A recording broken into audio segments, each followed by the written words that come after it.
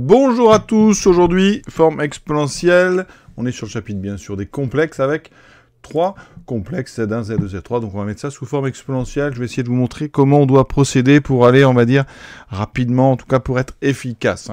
Il ne s'agit pas toujours de calculer le module. Alors je vais quand même faire le premier en utilisant la méthode, on va dire, classique, on calcule le module. Mais alors qu'il y a beaucoup plus rapide. Donc tout d'abord, si on doit faire Z1, donc on va calculer le module de Z1, c'est donc la racine carrée de la partie réelle au carré qui est moins 6. Alors je mets le moins, mais normalement on n'est pas obligé puisqu'on le met au carré. Ensuite, vous prenez la partie imaginaire, c'est-à-dire la partie où il n'y a pas le i, vous ne mettez pas 2 racine de 3i, et vous mettez au carré. Donc ça va nous donner 6 au carré, donc 36, plus le carré de 2 racine de 3 qui fait 4 fois 3, le carré de 2, le carré de racine de 3, ce qui me fait racine de 48. Alors bien sûr, on simplifie, 48 c'est 16 fois 3, donc je sors un 4, ça me fait 4 racine de 3. On doit donc à ce moment-là factoriser Z1 par 4 racine de 3. Ce qui me donne moins 6 sur 4 racines de 3. Là, il faut être très calme. 2 racines de 3 sur 4 racines de 3i. Et donc, j'obtiens 4 racines de 3. Et là, donc, je simplifie d'abord par 2. Donc, j'aurai 3 sur 2 racines de 3. Plus ici, racine de 3 se simplifie. Le 2 et le 4 se simplifient. Il me reste 1 demi. Donc, ici, il me reste 1 demi de i. Alors, ici, on va se transformer parce qu'il y a une racine de 3 en bas. On multiplie donc en haut et en bas par racine de 3. Et regardez ce qui apparaît. 4 racines de 3, moins ici, en bas par un 3 qui va simplifier le 3 qui est en. Il me reste moins racine de 3 sur 2, plus 1 demi de i. Alors là, vous voyez, déjà du travail technique. C'est intéressant, il faut savoir le faire. Mais on peut, quand on commence à être assez bon, éviter tout ça. Parce que dans la plupart du temps, quand un prof vous demande en fait, de mettre sous forme exponentielle, on tombe sur des complexes qui sont connus, des complexes qu'on peut traiter rapidement, quand ce ne sont pas des réels ou des imaginaires purs, c'est tout simplement des plus 1 demi, plus ou moins demi, plus ou moins i racine de 3 sur 2, ou alors plus ou moins racine de 3 sur 2, plus ou moins i fois 1 demi, donc 1 demi de i, ou alors, dans la famille des pi sur 4, plus ou moins racine de 2, sur 2, plus ou moins racine de 2 sur 2 fois i. Donc on sait qu'on va tomber là-dessus. Donc on peut travailler le complexe en imaginant justement sur quoi on va tomber. Donc ici, regardez, si je fais le Z1 sans calculer son module, par quoi est-ce que je peux bien factoriser? On voit déjà qu'on a des nombres pairs, donc je peux factoriser par 2. Donc je vais doucement, moins 3 plus racine de 3i. Alors ici, donc, on va avoir racine de 3, un 3, donc il faut bien penser que ici, si je factorise par 2, par exemple, pour faire apparaître encore, si je factorise encore par 2, ça me fera moins 3 demi plus racine de 3 sur 2i. Donc j'ai bien racine de 3 sur 2 qui est apparu. Donc on peut se dire, tiens, c'est dans la famille ici du premier. Mais attention, le moins 3 demi ne correspond pas du tout. Ça n'est pas un sinus ni un cosinus, c'est plus petit que moins 1 strictement. Donc ça veut dire que cette méthode n'était pas la bonne. Donc et on va factoriser en fait par la racine de 3 qui traîne devant. Donc ça me fait 2 racines de 3 moins, alors racine 3 c'est racine de 3 au carré, donc là évidemment ça fait ceci, plus i, on n'est pas loin parce que là on reconnaît presque. Donc le deuxième, donc je vais refactoriser une fois par 2, ça fait 4 racines de 3 moins racine de 3 sur 2 plus 1 demi de i. Alors évidemment dans la pratique ça va un peu plus vite. Parce que c'est toujours ces complexes-là qui apparaissent, si vous voulez. Si c'est des complexes qui ne sont pas dans cette liste, eh bien, il faut utiliser autre chose, des arctangents, des choses comme ça, donc c'est trop compliqué. En terminale, ça sera toujours des complexes sous cette forme. Donc ici, après, on est dans quelle famille? Donc là, on fait son petit cercle. On a un cosinus ici. Donc le cosinus, c'est lui. D'accord? Cos θ. Le 1 demi, c'est votre sinus θ, donc on a un cosinus négatif, sinus positif, on est en haut à gauche, dans une famille avec un cosinus ici, donc très très grand, donc c'est du pi sur 6, donc dans la famille pi sur 6 en haut à gauche, on est sur du 5 pi sur 6, on est d'ailleurs pas trop, on est plutôt même moins, donc ça fait ici du 4, racine de 3 ei 5 pi sur 6, voilà comment on doit traiter ces problèmes. On doit bien quand même savoir que par cette méthode, le coefficient qui apparaît devant, c'est le module, en fait, vous avez sans le vouloir, en fait, calculer ici le module. Le module, c'est ce fameux coefficient qui a devant le ei θ, il faut que ce soit un nombre positif, donc ici c'est bien un nombre positif, donc ça veut dire que le module de Z1, et on sait que c'est 4 racine de 3 sans l'avoir calculé, vous voyez, c'est un petit peu plus simple, on va dire que ça gagne du temps, il faut être, on va dire, un petit peu habile et savoir hein, qu'on de toute façon va logiquement tomber sur un de ces 12 complexes ici avec les signes hein, qui sont des plus ou moins, ça dépendra de la situation. Ici vous voyez on avait un moins puis un plus, on est en haut à gauche, il faut savoir dans quelle famille vous êtes, donc ici le ratio 3 sur 2 c'est celui-ci, vous voyez qu'on a vu ici qu'on était dans une famille des pi sur 6, celle-ci c'est une famille des pi sur 4, et celle du haut c'est une famille des pi sur 3. On continue avec Z2. Pour Z2 alors, c'est un produit. On a déjà ici une forme exponentielle, on a du 1 plus i, donc on va travailler le 1 plus i. Alors le 1 plus i, c'est à connaître par cœur, c'est de toute façon racine de 2 ei pi sur 4. Alors si vous ne le connaissez pas par cœur, comment doit-on le traiter?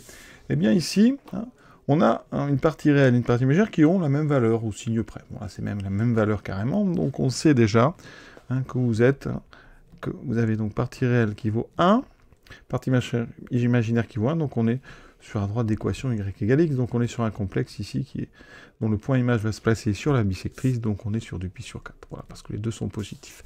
Sinon, comment fait-on? Eh bien, on part de 1 plus i, alors il y a ceux qui vont calculer le module c'est assez rapidement racine de 2, on factorise 1 plus i par racine de 2, ce qui me fait du 1 sur racine de 2 plus i sur racine de 2. Évidemment, il faut savoir que 1 sur racine de 2, c'est pas la peine de recalculer à chaque fois, c'est racine de 2 sur 2. Et donc là, vous faites apparaître assez vite racine de 2 fois, donc ici racine de 2 sur 2, plus racine de 2 sur 2i qu'on reconnaît. Hein, là, on a ici un cosinus θ, ici, hein, sans le i, un sinus θ, avec un θ qui sera bien sûr du pi sur 4 modulo de pi, donc on a racine de 2 ei pi sur 4. Voilà. Ça, vraiment à connaître, on va dire, par cœur. Ça veut dire qu'ici, dès le début, un élève peut très bien dire moi, je sais que c'est racine de 2 ei pi sur 4, et donc on multiplie par ei pi sur 6, et là, on va utiliser une formule qui permet de traiter les ei θ, c'est-à-dire que les arguments ici s'ajoutent. Donc ça fait racine de 2 ei pi sur 4 plus pi sur 6. On va tout mettre sur 12. On obtient ei, donc sur 12, celui-là est multiplié par 3, celui-là par 2, ça fait 5 pi sur 12, donc on va écrire plutôt racine de 2 ei, 5 pi sur 12, et les parenthèses ne servent pas. Voilà, ça c'est bien une forme exponentielle, on a ici un coefficient positif, d'accord, c'est un réel, c'est donc le module, et là on a l'argument, 5 pi sur 12. Pour Z3, alors on a un cube. Donc le cube fait penser à la formule donc, de Moivre très importante, quand on a ei θ puissance n, ci n θ. Hein, d'accord, ça, important, c'est la formule donc de Moivre. Ça veut dire qu'ici, on va travailler ce qu'il y a dedans, toujours quand on a une puissance. Donc on va s'intéresser à 2 plus 2i racine de 3. Et là, on peut, je le dis, calculer le module, mais regardez, on va factoriser par 2, ce qui fait 1 plus i racine de 3, et vous refactorisez par 2. Ça va faire 4 fois, donc 1 demi plus i racine de 3 sur 2, et ça on le connaît, regardez, c'est dans la première liste, on est dans la famille pi sur 3.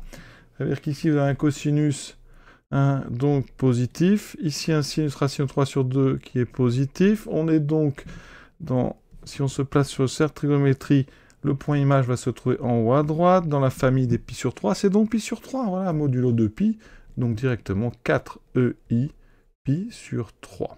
Et ça, maintenant, on va le mettre au cube. Ça veut dire que Z3, c'est donc 4 ei pi sur 3 au cube. Donc, on a un produit au cube. Le 4 est au cube. 4 au cube, ça fait 64. Ei pi sur 3 au cube, j'utilise la formule de Moivre. D'accord? Ça veut dire que le 3 va aller multiplier pi sur 3. Ça fait 64 ei pi sur 3 fois 3, ei pi. Et ça, c'est une forme exponentielle. On a ici un nombre positif, un ei θ. Alors après, si on veut une forme plus simple, eh bien, il se trouve que ei pi c'est moins 1, donc ça fait moins 64. Mais si on attend une forme exponentielle, c'est celle-ci. Alors évidemment, il y a toujours des élèves qui cherchent des complications, qui aiment aussi utiliser ce qu'on a déjà vu en cours, donc là je vais le faire parce que ça n'est pas faux. On peut procéder en utilisant le fameux binôme de Newton. On a a plus b au cube, donc ici on va avoir 2 au cube, plus, alors les coefficients quand on est au cube, je rappelle que a plus b au cube, c'est donc a3, plus 3a2b, plus 3ab2, plus b3. Voilà, ça. Donc ici, 2 au cube, fois, plus 3 fois a2, donc a2, ça fait 4, fois 2i racine de 3, plus 3 fois a, donc 2, fois 2i racine de 3 au carré, plus b au cube, donc 2i racine de 3 au cube. Regardons ce que ça donne. 2 au cube, ça fait 8. 3 fois 4, 12 fois 2, 24. 24 i racine de 3. Ensuite, ici, 3 fois 2, 6. Alors, le 2 va être au carré, ça fait 4 fois 6, 24. Donc ici, j'ai 24. I au carré, ça fera moins. Donc ici, moins 1. Racine de 3 au carré, ça fait 3. J'ai donc ici, donc moins 72. Et ici, on a au cube. Donc 2 au cube, ça fait 8. I au cube, c'est donc i au carré moins 1 fois i, c'est donc moins i. Racine de 3 au cube, c'est donc racine de 3 au carré, 3. Et racine de 3 tout seul. On a ceci. Alors, qu'est-ce que ça donne? 8 plus 24 i racine de 3, moins 3 fois 24, 72, moins 3 fois 8, 24 i racine de 3. Ces deux termes-là se simplifient. Il me reste 72, enfin moins 72 plus 8, qui fait bien moins 64. Ensuite, ça n'est pas une forme exponentielle. C'est-à-dire qu'il faut faire 64 fois moins 1. Le moins 1, on doit savoir que c'est EIPi. Et donc, voici la forme exponentielle. On a terminé. Vous voyez que ça me passait aussi, c'est pas si long. C'est toujours élégant de faire des binômes de Newton, parce que ça permet de le pratiquer, même si ici, c'était pas la solution naturelle. Il fallait plutôt passer par la formule de Moivre. Voilà. Je vous souhaite une bonne fin de journée à tous, et à bientôt.